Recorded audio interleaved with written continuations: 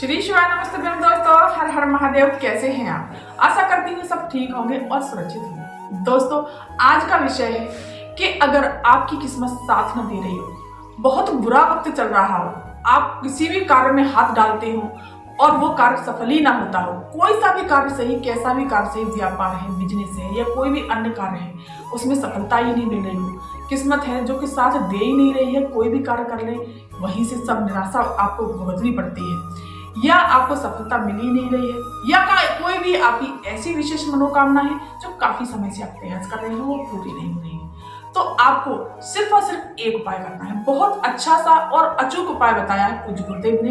दोस्तों, वैसे तो इसकी कुछ तिथियां बताई गई हैं, लेकिन अगर आप पर फिर भी बहुत ज्यादा संकट है तो आप ये उपाय किसी भी दिन कर सकते हैं।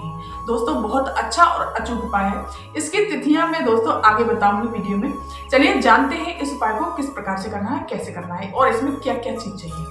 दोस्तों, सबसे पहले आपको तांबे का कलश लेना है, उसमें जल भरना है आपको अपने परिंदे से, अपने रसोई घर से, जिससे आप जल पीते हैं अपने परिंदे से, वहां से।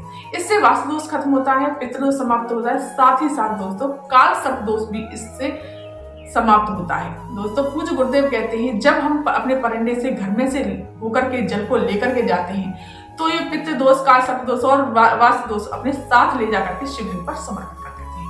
तो दोस्तों, ये जल हमेशा अपने घर से भरना चाहिए। और इसी के साथ ही साथ चाहिए हमें 5 सफेद पुष्प। देखिए दोस्तों, मेरे पास सदाबहार के पुष्प हैं छोटे छोटे, आप कोई भी से भी 5 सफेद पुष्प ले लीजिए। इस प्रकार से आपको 5 सफेद पुष्प। लेकिन दोस्तों, एक बात का विशेष ध्यान रखना, केतकी के पुष्प आपको नहीं लेने हैं। भूल कर भी केतकी के पुष्प, वो भी सफेद होते हैं, उनको नहीं लेना है, क्योंकि भोलेनाथ का केतकी के पुष्प को श्राप लगा था। तो अगर आप केतकी के पुष्प भोलेनाथ पर समर्पित करते हैं तो 1000 गौ हत्या का पाप लगेगा। तो दोस्तों, उसको नहीं लेना है। आप 5 किसी भी, कोई भी कनेर के सफेद पुष्प होते हैं, बेला के सफेद पुष्प होते हैं, कई तरह के सफेद पुष्प होते हैं, आप कोई भी ले सकते हैं, बहुत मिल जाते हैं। तो मैंने तो सदाबहार के लिए मुझे ये मिल गए। तो ये 5 सफेद पुष्प लेने हैं। जो जो पूजा की सामग्री ले जाना चाहते हैं, जैसे कि चावल, चंदन और मीठा, एक दीप, इस प्रकार से आपको लेकर के चले जाना है सीधे शिव मंदिर पहुंच करके आपको क्या करना है, चले जाते हैं दोस्तों। जो लोटा जल भर के लेकर के गए हैं, शिव मंदिर पहुंचना है। जैसे ही आप मंदिर में आते हैं तो वहां चौखट पड़ती है शिव जी की, तो वहां चौखट पर इसको जल को वहीं पर रख देना है। वहां पर जल को रखने के पश्चात आपको जो 5 पुष्प लेकर के गए हैं, आपको दाहिने हाथ में, मतलब सीधे हाथ में ले लेना है। सीधे हाथ में लेकर के आपको मुट्ठी बंद करनी है और ये 21 बार अपने सर से इन्हें उसारना है। ऐसे करके 21 बार उसारना है। आपकी किस्मत साथ में दे रही हो, सफलता नहीं मिल रही हो, बुरा वक्त चल रहा हो, जो बहुत कष्ट आ रहा हो या मनोकामना हो, तो 21 बार उसार करके आपको सीधे उसको ऊपर, शिवलिंग के ऊपर इस प्रकार से आपको समर्पित कर देना है। समर्पित करने के पश्चात जो जल लेकर के गए हैं, ये जो जल लेकर के, फिर वहां से आपको इस जल को उठा लेना है। उठा करके श्री शिवाय नमस्ते मंत्र का जाप करते हुए इस तरह से आपको सारा का सारा जल समर्पित कर दीजिए। श्री शिवाय नमस्ते मंत्र का जाप करते हुए चंदन लेकर के गए हैं, चंदन लगाइए।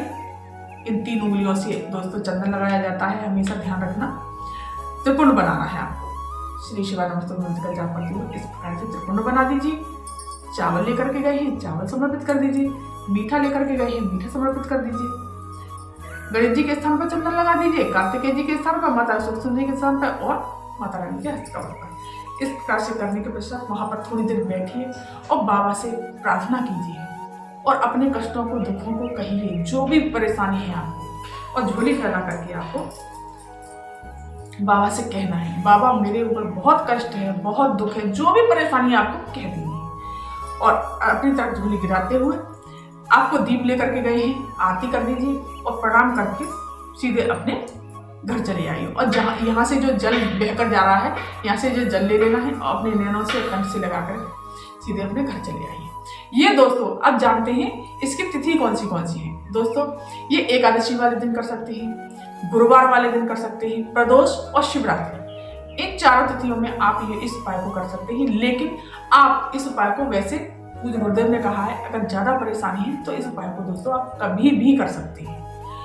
अगर ये उपाय दोस्तों अगर आप रोज करते हैं, लगातार करते हैं, तो पूज्य गुरुदेव कहते हैं कि भोलेनाथ आपकी बहुत जल्दी सुनेंगे और आपके दुखों को, कष्टों को जरूर ही दूर करेंगे। तो दोस्तों ये थी जानकारी आज की। अगर ये जानकारी आपको पसंद आई हो तो मेरे चैनल को सब्सक्राइब कर दीजिए, वीडियो को लाइक कर दीजिए और कमेंट में श्री शिवाय नमस्तुभ्यम अवश्य लिखिएगा। धन्यवाद।